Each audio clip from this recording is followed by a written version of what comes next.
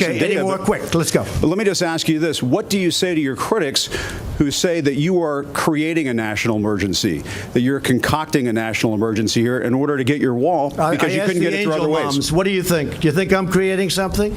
Ask these incredible women who lost their daughters and their sons. This is real. Okay?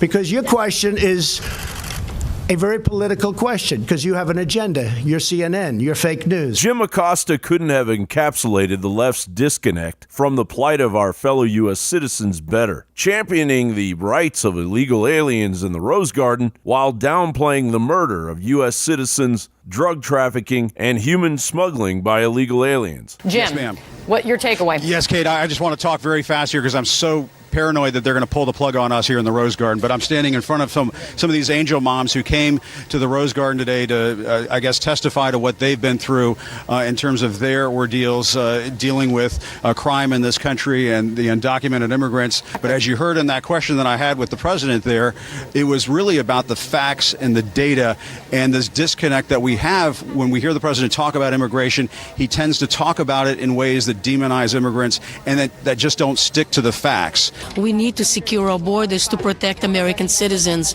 President Trump is completely correct on this issue. We need to protect this country. And as expected, Mad Maxine Waters led the charge of the left against the much-needed wall on our southern border from her ivory tower. Yes, they're concerned that if a Democratic president gets elected, then they could use emergency powers to do a lot of the things that they don't like. And as you know, they don't believe in climate change. As you know, they don't want us to talk about Medicare for all or any of those subjects that they think will spend too much government money. You know that I've been talking about impeachment for a long time. I am absolutely stunned and amazed that the American people are taking so much off of this president. This president has lied, and I think it has been documented over 8,000 times in the last 2 years. This president has committed obstruction of justice right before our very eyes. The extra work that is responsible and responsive to the real and legitimate concerns around fentanyl and methamphetamine, heroin, and cocaine that is being done within the state of California is now being put at risk for a vanity project, for a monument to stupidity. Nancy Pelosi has run circles around the President of the United States, not once, now twice. He's been embarrassed, and his base needs to be fed.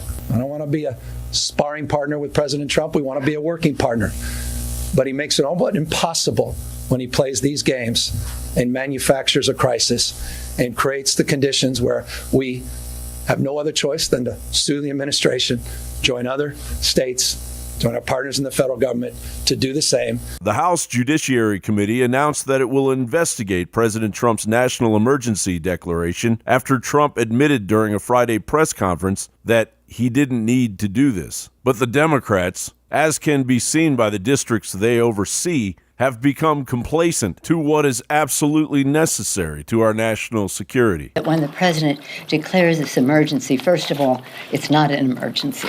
What's happening at the border, it's a humanitarian challenge to us. The president has tried to sell a bill of goods to American people. The $72 million San Francisco is spending just to clean up its streets. This is what's called making a truce with illegality.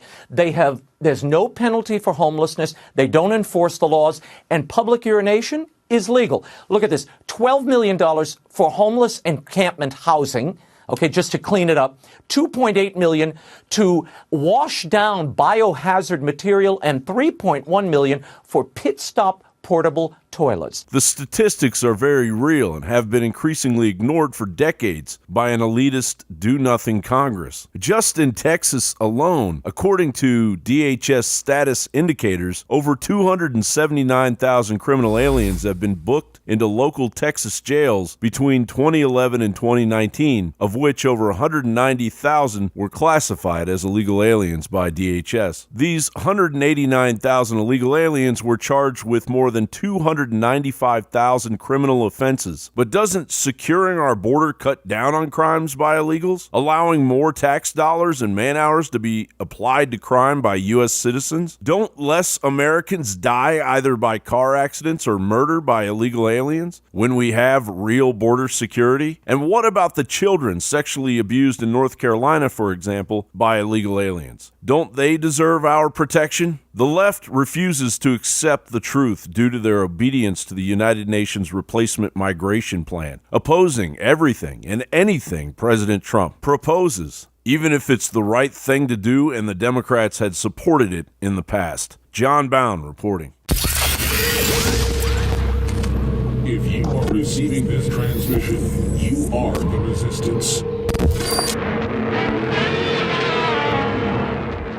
Please remember, we are listeners supported. We don't get billions of dollars from the government or Silicon Valley or George Soros NGOs. We are supported by, thankfully, you. So please go to InfoWarsStore.com and check out the highest quality nutraceuticals and supplements at InfoWarsStore.com.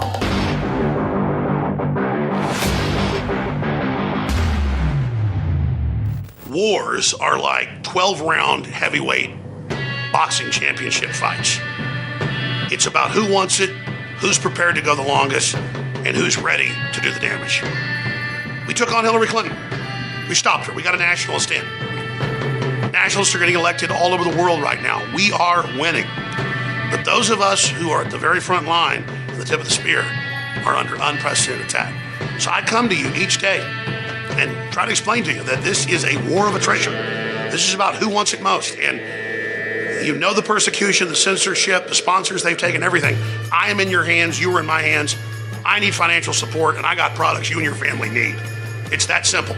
Thousands of great products, whatever's award-winning, whatever's best-selling, what folks love, what I love, we bring it to you at InfoWarsStore.com. So please, go to InfoWarsStore.com today. Look at all the great products, because we're in your hands, I'm in your hands, and your support is beyond critical. Thank you.